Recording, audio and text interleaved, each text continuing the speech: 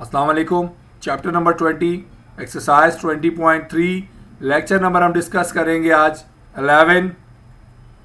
Lecture number 11 में हम discuss करने वाले हैं क्वेश्चन नंबर 2, जिसमें आपको कहता है find the value of m if the sum of the roots of quadratic equation जो आपको दी हुई है 2x² - 3x + 4m = 0 is 6 times the product of its roots.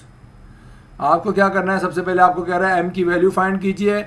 और कैसे फाइंड करेंगे, आपको कह रहा है कंडीशन दे रहा है सम ऑफ रूट्स जो है वो 6 टाइम्स आएंगे प्रोडक्ट ऑफ रूट्स के। अब ये कंडीशन क्या है इसको तो हम एंड में समझेंगे, फिलहाल हमें चूंकि रूट्स की बात कर रहा है, sum of roots and product of roots, तो आपको पता चल गया कि इसमें सम भी निकालना है और प्रोडक्ट भी निकालना है। तो हम क्या करते हैं 6 टाइम्स वाली कंडीशन को एंड में डिस्कस करते हैं। यहाँ पर इक्वेशन जो आपको गिवन है, आप सबसे पहले इस इक्वेशन को लिख लेंगे सोल्यूशन के बाद, और यहाँ चूंकि अरेंज्ड है ये आपके पास, इसलिए आप क्या करेंगे ए बी सी की वैल्यू लिख देंगे। यहाँ पर जो भी होगी, ए की वैल्यू आप देख सकते हैं 2 है, बी की -3 है और सी की 4m है। ये पूरी की पूरी कांस्टेंट टर्म सी है।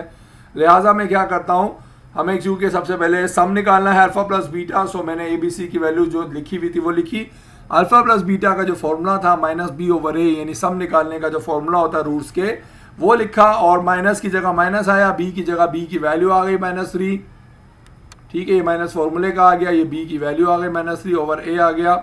अब माइनस माइनस हो जाएगा प्लस, तो ये हो जाएगा 3/2। सो यहाँ हमने अल्फा प्लस बीटा की जो वैल्यू निकाली वो कितनी निकल आई आपके पास, 3/2 निकल आई। अब चूंकि हमें अल्फा प्लस बीटा के बजाय अल्फा इंटू बीटा यानी प्रोडक्ट भी निकालना है, तो ए बी सी की जो वैल्यू है हमने वो तो आपके सामने मेंशन कर दी। फिर अल्फा इंटू बीटा चूंकि इक्वल होता है c/a के, लिहाजा मैंने c/a लिखा, और c की वैल्यू थी 4m, और 4m लिखा, और डिवीजन में 2 लिखना था क्योंकि a की वैल्यू 2 थी, तो लिहाजा लिख दिया। 4m को आप 2 से डिवाइड करेंगे, 2 × 2 4 होता है, लिहाजा आपके 2 × 2 4 होता है, बाकी आपके पास बच गया 2। सो अल्फा इंटू बीटा बच गया 2m के बराबर। ठीक है, तो अल्फा बीटा आपका आ गया 2m। अब हम बात करते हैं कंडीशन की, जो आपको सवाल में कंडीशन दी थी बाय गिवन कंडीशन। कंडीशन में वो क्या कहना चाह रहा था, वो ये कहना चाहता था sum of the roots is 6 times the product of the roots. ठीक है, यानी कह रहा था जो रूट्स का सम है वो इक्वल है किसके, 6 गुना, यानी 6 टाइम्स ऑफ इनके प्रोडक्ट। उन दोनों को मल्टीप्लाई करो तो 6 के इक्वल आएगा। ठीक है, तो ये आपको कंडीशन सवाल में दी थी कि जब आप सम निकालेंगे रूट्स का वो हमेशा इक्वल आएगा 6 टाइम्स ऑफ इनके प्रोडक्ट। तो हम अल्फा प्लस बीटा की जो वैल्यू आई थी 3/2 आई थी, 6 की जगह 6 लिख देंगे, और अल्फा बीटा की जो वैल्यू आई थी वो 2m आई थी। अब आप देख सकते हैं यहाँ पर हम क्या करेंगे, ये जो है इसमें 3 को आप काट सकते हैं 6 से। ठीक है ना, तो 3 × 1 = 3 एंड 3 × 2 = 6, यहाँ 2 बच गया और ये 2m हो गया, तो 2 × 2m ये हो जाएगा 4m, और ऊपर चूंकि यहाँ 3 को हमने काट दिया था, 3 × 1 = 3 और 3 × 2 = 6, 2 ये पहले से लिखा था, 2 ये बच गया, 2 × 2 = 4m लिख दिया मैंने, और डिवीजन में जो है नोमिनेटर के बजाय डिनोमिनेटर में 2 लिखा था तो 2 लिख दिया। ठीक है, यहाँ देख रहे हैं आपकी मर्जी, वरना इसको ऐसे भी कर सकते हैं, 6 यहाँ मल्टीप्लाई कर रहा है, वहां जाकर डिवाइड में लिखेंगे तो 3 × 1 = 3, 3 × 2 = 6, तो 2 × 2 = 4 आ जाएगा, फिर 4 को वहां भेज देंगे तो 4 × 2 = 8 हो जाएगा। सो 1/2 = 4m। अब आपकी मर्जी, ये बजाय 2 को वहां भेजने के हम 4 को यहाँ भेज देंगे, क्योंकि 4 यहाँ मल्टीप्लाई कर रहे हैं, वहां जाकर डिवाइड कर देगा। सो डिवाइड करेगा तो डिवीजन में आ जाएगा, डिवीजन में पहले से 2 लिखा था इसलिए उससे मल्टीप्लाई करेगा। सो 1/2 × 4 आप कर देंगे, 2 × 4 हो गया 8, यहाँ पर 1/8 इक्वल आ गया m के, लिहाजा m की वैल्यू आपसे पूछी गई थी तो आपने लिख के दिखा दी कि m = 1/8। तो ये था आपके पास क्वेश्चन जो था, उसमें आपको पूछा गया था कि m की वैल्यू क्या होगी, आपने उसको m की वैल्यू निकाल के दी। कब, जब आपको कहा था कि जो सम है रूट्स का वो इक्वल आएगा 6 टाइम्स ऑफ प्रोडक्ट के। अच्छा, हमने पहले क्वेश्चन नंबर 2 का पार्ट 2 किया, पार्ट 1 करें। 2 थोड़ा सा कह लें आसान था, 1 थोड़ा सा इसके कंपेरेटिवली मुश्किल है, इसलिए हम इसको बाद में कर रहे हैं। दोबारा आपको कहता है find the value of m if the sum of the roots of x² plus 3m minus 7 into x plus 5m equals to 0 is 3/2 times of the product of its roots, 3/2 times the product of its roots। अब दोबारा condition वही दे रहा है कि जो सम of roots है वो कितने गुना है प्रोडक्ट के, 3/2 टाइम्स है। और क्वाड्रेटिक इक्वेशन जो दी है, देखिए आपको दी हुई x² plus 3m minus 7x plus 5m, तो ये देखिए आपका ये पूरा a कहलाता है, ये पूरा b कहलाएगा और ये पूरा c कहलाएगा। सोल्यूशन में हम सबसे पहले क्या करेंगे, इक्वेशन जो आपको दी हुई आप वो इक्वेशन लिखेंगे, और स्टैंडर्ड फॉर्मेट में नहीं लिखी होगी तो स्टैंडर्ड फॉर्मेट में लाएंगे, और अगर स्टैंडर्ड फॉर्मेट में लिखी है तो उसको आप उसी तरीके से छोड़ देंगे। यहाँ हम बात करेंगे सबसे पहले ए, बी और सी की। तो आप यहाँ देख सकते हैं ए का जो आपको एक्स स्क्वायर का कोफिशिएंट है वो 1 है, तो ए को तो हम 1 लिखेंगे। फिर बी की बात करें, बी होता है एक्स का कोफिशिएंट, तो एक्स के साथ यहाँ पर जो भी लिखा होगा वो सारे का सारा बी होगा। और सी की बात करें तो सी जो टोटली एंड में बचता है अकेला, चाहे वो जो भी हो, एम के टर्म में हो, किसी नंबर के टर्म में, वो सी कहलाता है। सो यहाँ देखिए हमने ए, बी और सी की जो वैल्यूज़ थी वो आपको लिख के दिखाई कि ए की वैल्यू 1 है, बी की वैल्यू जो है 3m-7 थी वो लिख दी, और सी की वैल्यू 5m थी। ठीक है, ये आपकी ए, बी और सी की वैल्यूज थी। अब हम क्या करेंगे, चूंकि हमें सम और प्रोडक्ट दोनों की कंडीशंस पूछी गई हैं, लिहाजा हम दोनों को कैलकुलेट यानी कि निकाल लेंगे यहाँ पर।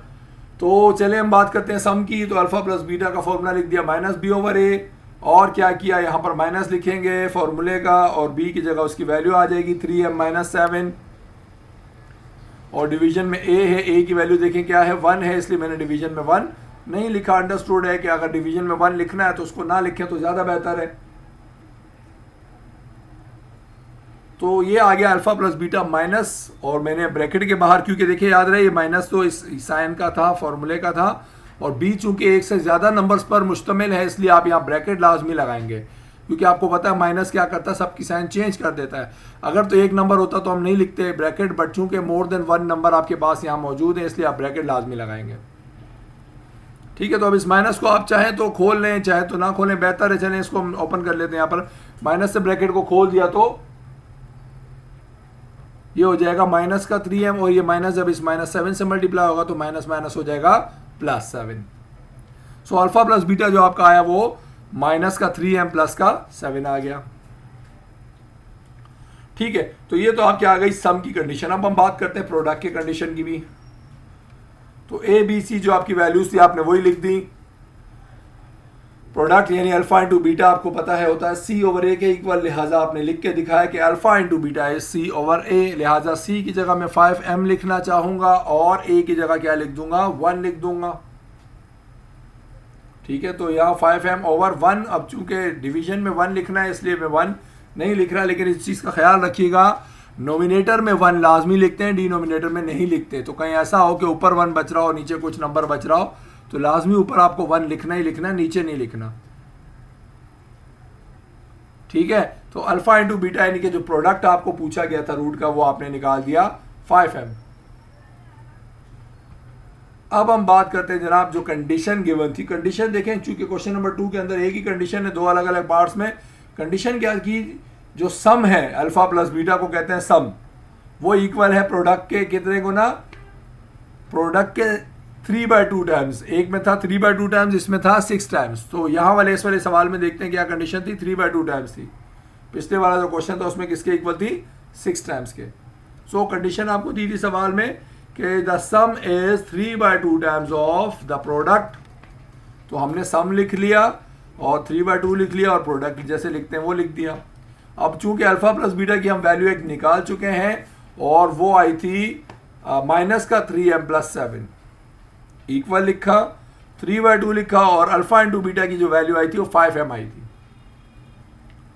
ठीक है, तो अब हम देख सकते हैं यहाँ पर ये 2 जो है, चूंकि यहाँ पर क्या कर रहा है, डिवाइड कर रहा है, वहां जाकर क्या करेगा, मल्टीप्लाई। लेकिन इस चीज़ का ख्याल रखिएगा 2 जो है सिर्फ 3 से मल्टीप्लाई नहीं होगा, ना 7 से मल्टीप्लाई होगा, ये पूरे के पूरे तमाम एलिमेंट्स वहाँ जितने भी मौजूद हैं सबसे मल्टीप्लाई होगा। तो 2 यहाँ डिवाइड कर रहा है, वहाँ जाकर मल्टीप्लाई करेगा और ब्रैकेट में आ जाएगा -3m प्लस 7, और इक्वल के बाद यहाँ सिर्फ 3 बच गया और 5m से वो मल्टीप्लाई होता, तो उसको मैंने इस कंडीशन में लिख कर दिखा दिया। तो देखिए अब हम इसको जब मल्टीप्लाई करेंगे तो क्या होगा, 2 को जब -3 से मल्टीप्लाई करेंगे माइनस का 6 हो जाएगा, m इसी तरीके से आ जाएगा, तो ये आ जाएगा -6m। और फिर इस 2 को जाहिर सी बात है 7 से भी मल्टीप्लाई करेंगे तो 2 7 हो गया 14, फिर 3 को 5 से करेंगे तो 3 5 हो जाएगा 15m। ठीक है, तो ये आपके पास जो है -6m plus 14 equal to 15m आ गया। अब आपको पता है m वाले वेरिएबल्स को एक तरफ कर देते हैं, कॉन्स्टेंट्स को एक तरफ। तो -6m को अगर मैं वहां भेज दूं तो क्या करेगा, वहां जाकर प्लस का 6m करेगा, और ये 14 इक्वल के ऐसे जैसे लिखा हुआ था वैसे ही लिख दिया। ठीक है, -6m को वहां भेजा, आपकी मर्जी इसको वहां भेज दें तो फिर आपको 14 को भी वहां भेजना पड़ेगा। ठीक है, दोनों कंडीशन में आंसर सेम आएगा। आप इसको उधर भेजें, उसको इधर बुलाएं, दोनों कंडीशन में आंसर सेम आएंगे अगर सही करेंगे तो। 15 एम में से आपने 6 एम जब ऐड कर दिया तो ये बन गया 21 एम, तो 14 बराबर बच गया 21 एम के। और हमें पता है 21 एम से क्या कर रहा है, मल्टीप्लाई कर रहा है, वहाँ जाकर डिवाइड करेगा। अब आप देख सकते हैं 7 के मल्टीपल है दोनों, ये 7 2 14 होता है, 7 3 21 होता है। सो 2/3 का आंसर आ गया m के इक्वल। अगर हम सिंपल बात करें तो इसको सिंपल करके लिख देंगे कि m बराबर है 2/3 के। लिहाजा जो m की वैल्यू आपके पास आई वो है 2/3। तो आपसे पूछी गई थी कि m की वैल्यू क्या होगी इस कंडीशन में, जब आपके पास वैल्यू 3/2 टाइम्स होगी तो m की कंडीशन यानी m की वैल्यू जो होगी वो 2/3 होगी।